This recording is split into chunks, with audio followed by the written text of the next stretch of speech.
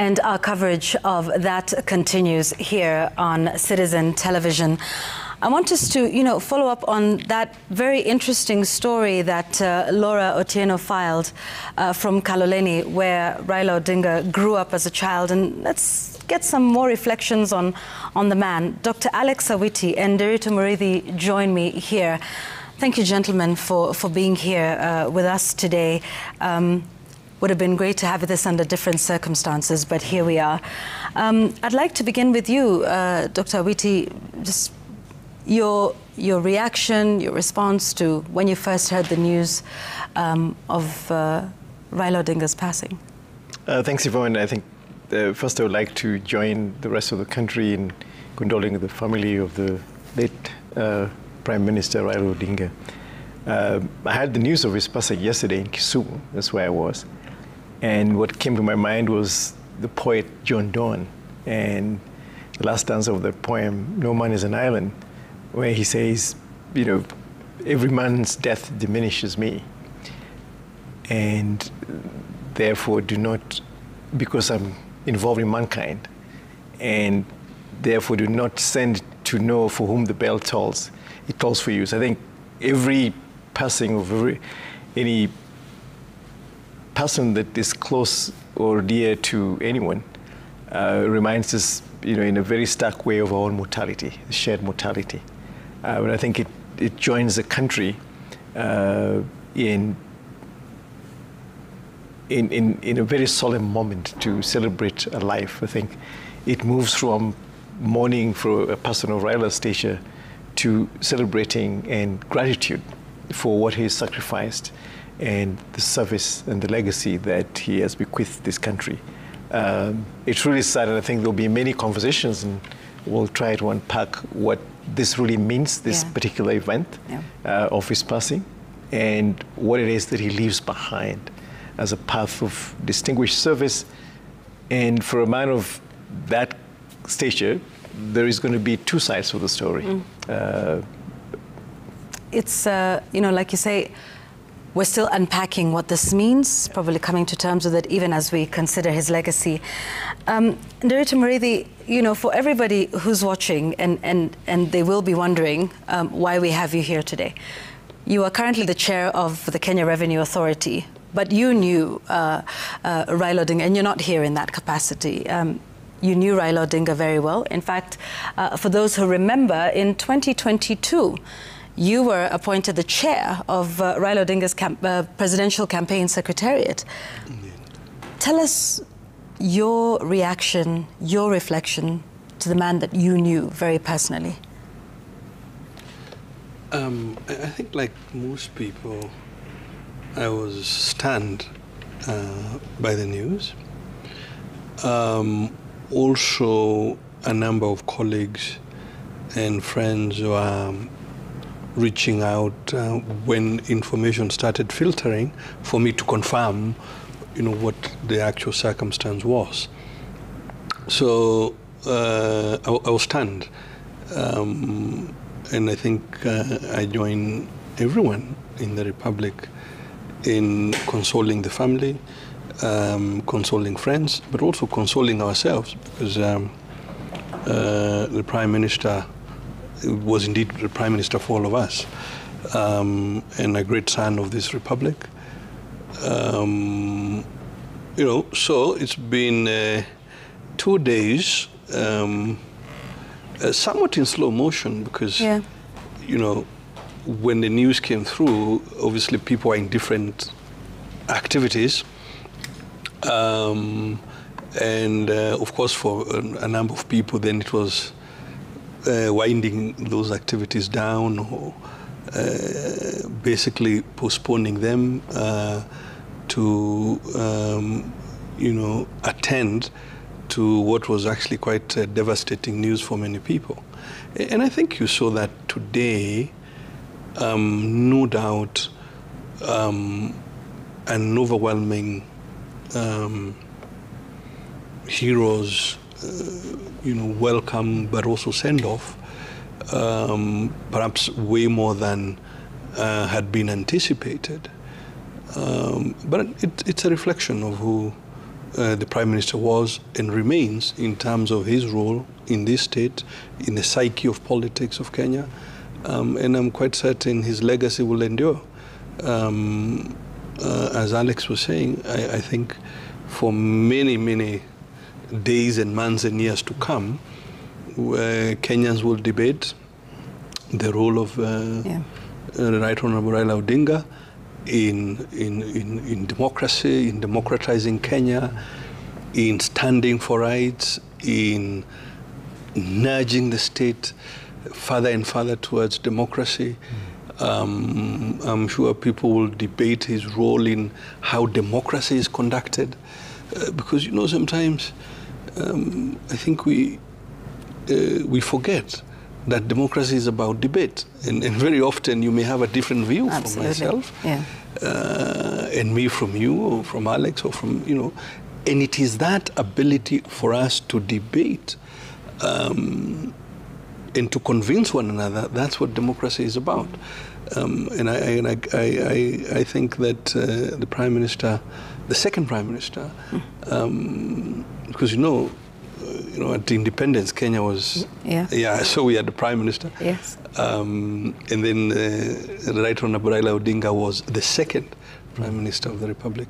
So I'm sure we would debate, and books will be written into the future about the various roles. And I would agree with Alex that the Right Honorable Raila Odinga perhaps has many facets, which is perhaps what the book Enigma was about, that he has so many facets that no one characterization is sufficient to describe him. And we will talk about that and the role that he's played in the country for many, many decades. What's your personal feeling? You worked with him in the campaign secretariat in the just concluded elections in 2022, and when I say just concluded, it really does in some respects feel like it was just the other day. But tell us about the man, Raila Odinga, that you knew on a personal level, working closely with him, perhaps more than most people. A realist, a political realist.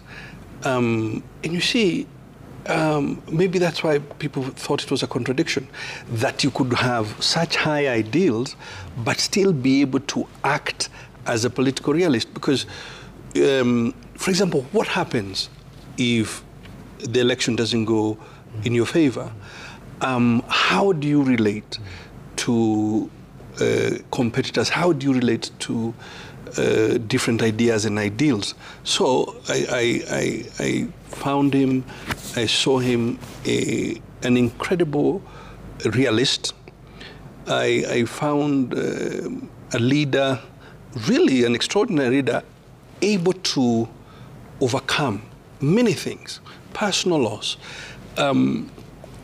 disappointment in the political front, able to reflect, and to sit with him was to almost always take a lesson in history. That many conversations he would weave the fabric of history as you discussed with him. I also found a fatherly figure, and no wonder many people called him Baba, because in probably for the last 15, 20 years has cast has conducted his leadership in that manner. So I think that I would not really be able to do justice to the leadership of the man. What I can say really is that Kenya is better off for him having been in Kenya and for him having offered leadership in the Republic. Yeah, and there's so many facets to a man, and that's what we're starting to learn and maybe get a deeper glimpse into. I mean, I think there was a conversation we were having with someone that said, the tale of blind men with an elephant. And depending on which way you touch, you have a completely different interpretation of it. Is that the man you saw in public life? And, you know, Nderitu says he was a realist. And, you know, what are your reflections of this man? Perhaps the reason he was called an enigma, because there were certain times he would make decisions that some people would be surprised by.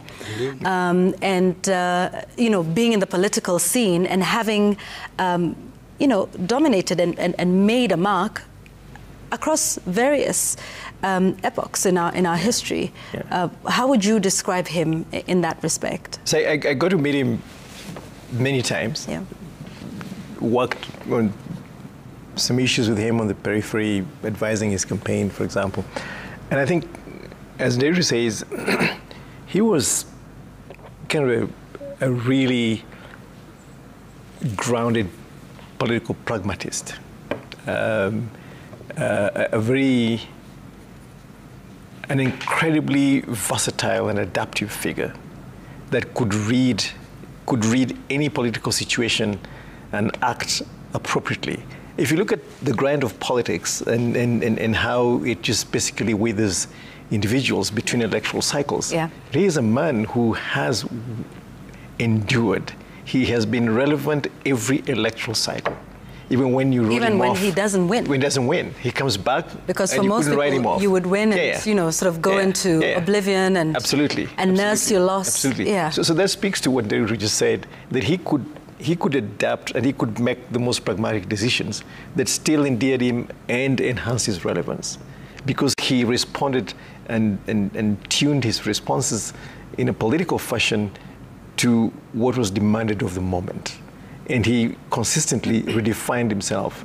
And you can see across, and I think, and that's why in many ways there's going to be a lot of unending debate about who he really was as a person and as a politician.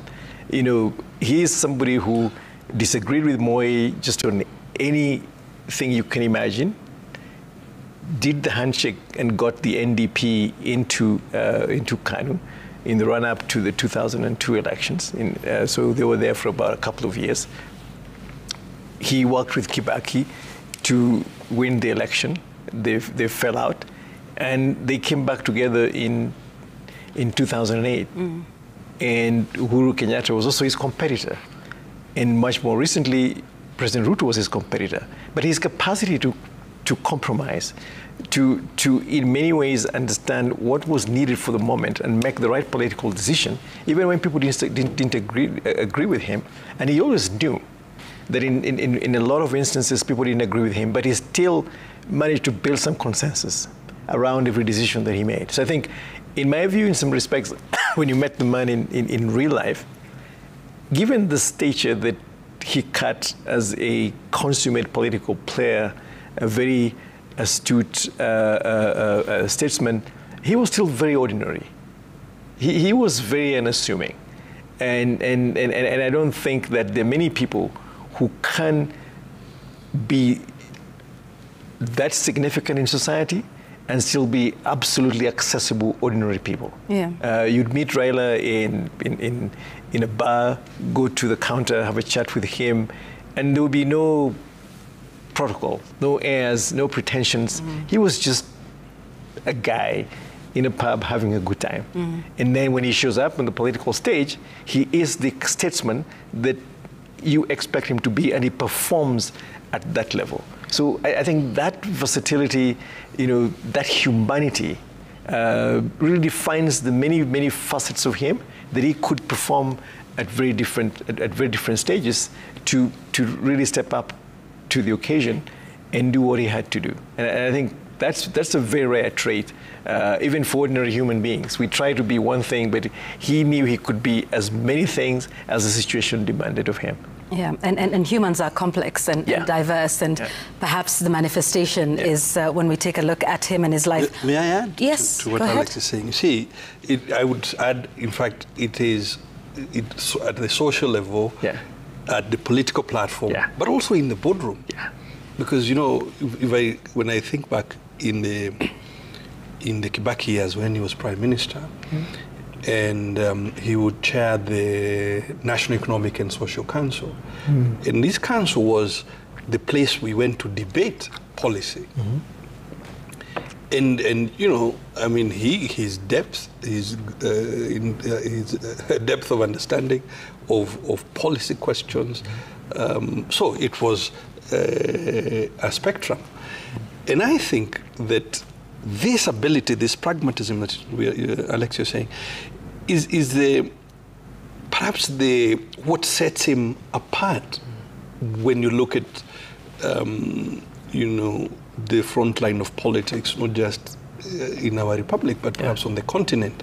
That look, you know, even say when we compete, when you win, you know, you are not the chair of only those who have elected you. You are leading everybody else. And you have to be able to work with everybody. And that is an amazing ability that I think many practitioners perhaps forget. That we can compete really strongly, but at the end of it, we must be one, because it is one republic, it is one people, and our destiny is tied. No matter, you know, it's tied together. When we talk about the country's quest for democracy since independence in its various stages and phases, Alex, what would you say would be the role? And like we said, there is a lot you can say about a career and about a life that spans 80 years, with over 60 of that spent in public life. But Raila's place in the country's quest towards democratization. I think, you know, since independence, you know, with the late President Jomo Kenyatta and President Daniel Arap Moi, you know, we had a kind of democracy. It just worked differently from a normal multi-party democracy. Of course, we voted ourselves basically to make ourselves a de facto one-party state. So there are all these processes. And then we outgrew that, and the quest to become more honest in the 90s. And of course, we had the coup in which he was implicated, etc. So in these kind of multi-ethnic societies that are nascent and emerging potential democracies, the process of governance and the performance of leadership and political processes can be very noisy. And it's never a smooth process.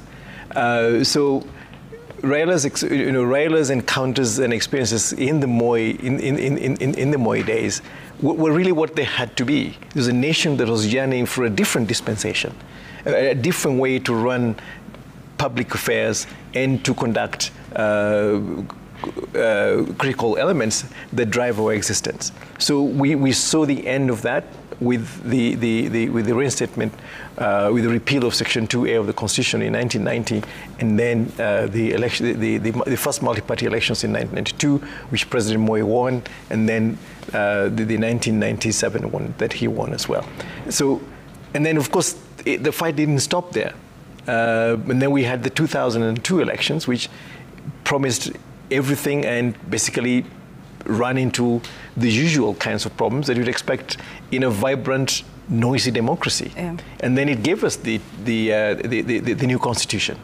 And then we had the first constitution that had significant opportunities to drive the country forward, and then started running afoul, especially in the conduct of elections, and we started seeing new frontiers in terms of just the potential to create a really solid and independent judiciary process that then overturned President Kenyatta's election. So, and in all of these things, it is his involvement and his engagement to consistently push the country, as Neruda said, you know, to appeal to a better angel. So we can be better as a society. And we're not perfect yet, but we should strive to get to a certain ideal.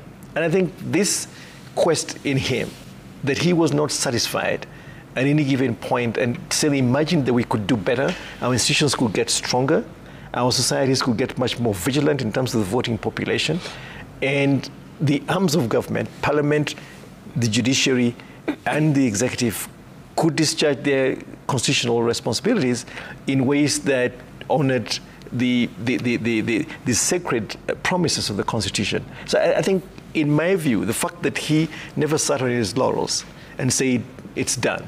He'd have said that in 1992. Yeah. It's delivered. Now we are a multi-party democracy. But we said there's something deficient about the constitutional order. We should aspire to something different. He was at the forefront of that with President Kibaki. So I think this is something that we will debate in many respects. And the Constitution is still not a perfect document. We're still having rambles of maybe we should change this or change that, and repeal this and all of that. So I think what he has taught us is that as a country, if we can sit around the table, make compromises, and arrive at a process of joint consensus to improve our polity, we will be stronger. And I think I've had this discussion with many colleagues and friends from other countries, like, for instance, in Uganda. And we say, why is electoral politics in Uganda such a defined zero-sum game that Museveni and Besigye and Bobi Wine will never sit on a table to have a conversation? Why is it that the political elite in this country can easily do deals and arrive at a consensus that saves the country from the brink? We saw that in 2007, demonstrated in the most elegant way. And we've seen very close approximations of getting to the precipice in the Kenyatta administration and with Ruto. And that whole time, the political elite came together and did a sensible thing. There could be people on both sides of the political divide who disagree with these individuals and the actions that they took at that time. And I know some of them. But as Saitoti said, at a certain point, there comes a time. There comes a time when the nation is bigger than the individual. And I think Raila lived that. There are some points you may disagree with how he did it and the process that we got there, but the nation is better. And as Nehru said, we are better for the service that he rendered this nation. Yeah, and it's an unending quest for democracy. So you never really arrive at a destination. And it was something, Dorito, that you said, about the art of debate and the ability to understand that there are different sides to an issue, to an argument, if you wish. But do you think in that quest towards democracy, then that former Prime Minister Raila Odinga was able to push us to that point of understanding that, hey, there is a different voice and you can challenge the authority, you can challenge the status quo, and sort of force a conversation and force a debate of different sides and different opinions. Do you think that could be one of the things? Because, I mean, throughout all of that, every time there was status quo and there was the authority, Raila Odinga would be the one to say, well, hey, no, not this way. I have a different view. What are your thoughts? I think that democracy in many ways is a continuous search for a more perfect nation. So that it will not really end. In every generation, there is something that we could be doing better so that our democracy is better, our nation is better, the quality of life is better. So what I see myself when I reflect on the Prime Minister's times is exactly that you are able to push for reform, but you must become pragmatic so that push is not what breaks the nation apart, is not what, so banning the house altogether is actually not the solution. But robust debate, respecting perhaps the opinion, accepting an outcome, not necessarily the one that you preferred, all of those are tenets of what we should actually be aspiring to do more and more of, in leadership. And I would say not just in politics, but across many fields of society. And speaking, Alex spoke a bit about comparison. You see, today, the world's, shall we say, advanced democracies themselves are finding there are things they need to do. That perhaps some issues, some problems, some challenges that they thought they had overcome, they had actually not overcome, and that those challenges are with them. Unfortunately, of course, sometimes people, solutions that are brought to the table do not necessarily provide the answer. I mean, one can think about, for example, migration debates in North America, in Western Europe, and the arguments being made that, you know, if you stop migration, then the problems will go away. But the reality is that that doesn't really happen. So, a continuous effort to build a better nation. And for that to happen, I think leaders have to emulate the Prime Minister in the manner that he was able to make compromise, argue his case. He would know that even if you look at more recent times, as you've pointed out, that not everybody supported a particular direction, but he argued strongly for that direction. And that happened throughout his political career time and time again. And I think it is something that all of us who are engaged in leadership in the public space must aspire to. And I would even think it happens even in the private sector. Yeah. I mean, you've seen sometimes, for example, if shareholders quarrel and they cannot find a compromise, that in fact can actually destroy their business. So it has application across the spectrum of life. Yeah, indeed. And the life and times, I guess, is what we are all going to be focusing on and reflecting. And gentlemen, stay with me. I just want to continue to update our viewers on the day that we have